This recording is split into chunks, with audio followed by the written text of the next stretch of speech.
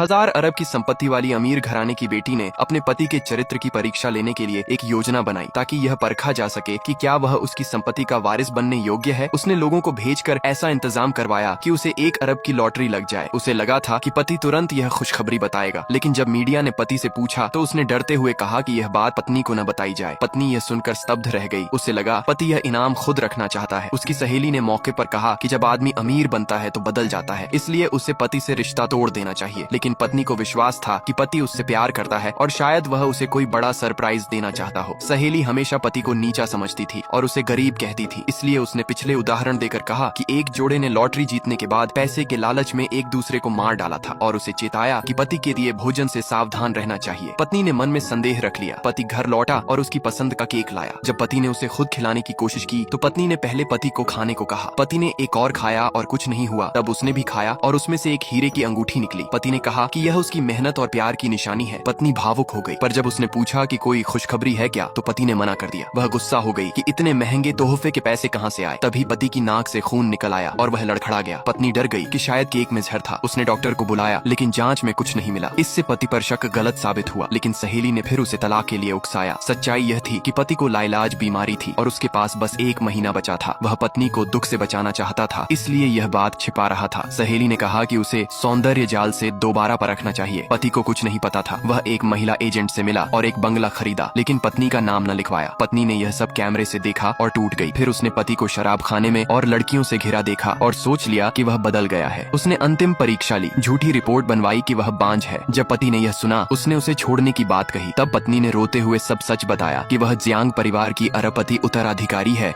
और उसने 7 साल से उसके प्यार की परीक्षा ली थी। उसने कहा कि लॉटरी, औरतें और रिपोर्ट सब उसकी परीक्षा का हिस्सा थीं। पति की लालच ने न केवल उसका प्यार और परिवार बल्कि उसकी किस्मत भी छीन ली। अंत में पत्नी ने कहा, तुमने जो खोया है वह पैसा नहीं बल्कि मेरा और हमारे बच्चे का भविष्य है। और अपने लोगों से बोली, हमारी मालकिन से बदतमीजी की सजा दो।